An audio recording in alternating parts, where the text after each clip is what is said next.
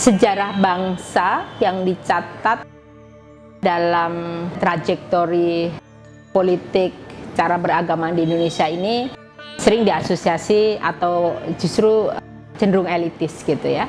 Nah, kita gerakan perempuan ini menariknya seperti apa sih, atau dalam diskusi ini siapa sih dan bagaimana kontribusi gerakan perempuan marginal untuk men-shaping Indonesia, men-shaping cara beragama gitu ya. Saya akan lihat dari kelompok buruh migran. Menarik gitu ya, karena selama ini kita berasumsi bahwa mereka tidak berkontribusi atau minim berkontribusi.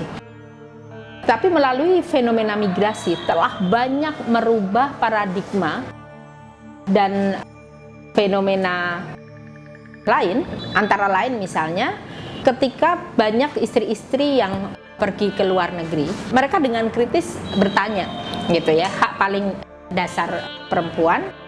Sekarang ini kami sudah menjadi banyak yang menjadi pencari nafkah.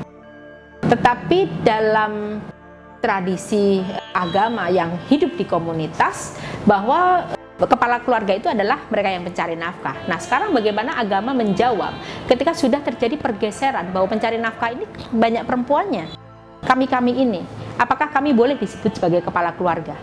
Inilah yang kemudian men-challenge ulama-ulama khususnya di level lokal untuk memikirkan lalu konsep kepala keluarga yang sama ini ada dalam dipersepsi gitu ya secara tekstual di dalam teks-teks, apakah udah mulai harus diinterpretasi gitu.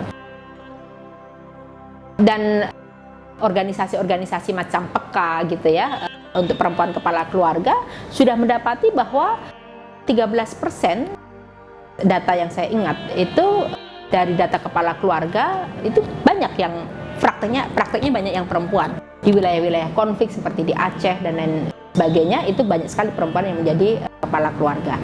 Nah, ini keberadaan migran ini kemudian yang menegosiasi hak perempuan lain untuk melalui kasusnya kemudian ada pergeseran makna kepala keluarga.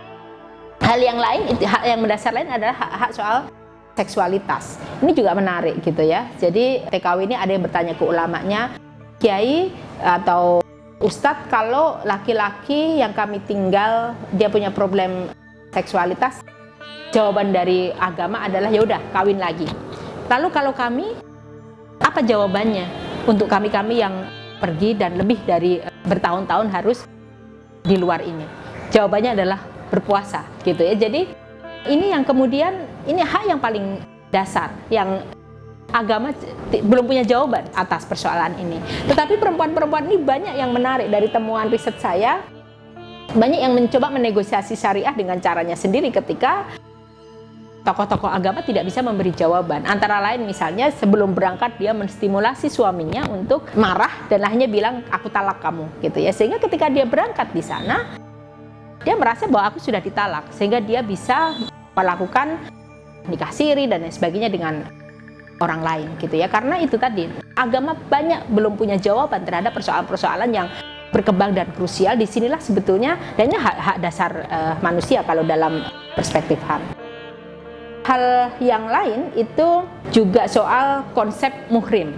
Melalui isu migrasi sebetulnya ulama ditantang untuk menjawab konsep muhrim. Kalau dulu seorang perempuan traveler dalam perspektif HAM adalah hak untuk bermobilitas, itu harus ditemani seorang muhrim, laki-laki dari anggota keluarganya.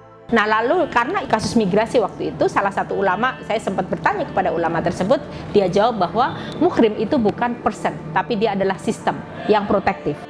Setelah itu berkembang lagi, ketika dia sistem rupanya juga belum ada regulasi sistem, ada lagi ulama membuat satu pandangan bahwa muhrim itu ketika perempuan lebih dari satu berjalan bersama traveling dia bisa menjadi muhrim bagi yang lainnya gitu. Terus ada juga yang mempersepsi oh muhrim itu bisa jadi agennya juga harus bisa jadi muhrim, maksudnya yang intinya adalah protektif. Jadi banyak interpretasi yang bergeser karena kontribusi dari keberadaan perempuan marginal dan peran aktif mereka walaupun itu di level yang paling mikro dan private, tapi keberadaan mereka kemudian menggeser atau menegosiasi hak perempuan secara umum di khususnya di Indonesia ini gitu. Jadi ini yang sering tidak dilihat dalam melihat wacana demokrasi, dalam wacana-wacana demokrasi yang mainstream ini, bahwa perempuan-perempuan ini adalah agensi yang sangat aktif gitu ya untuk menegosiasi hak-hak dasar mereka melalui wacana keagamaan.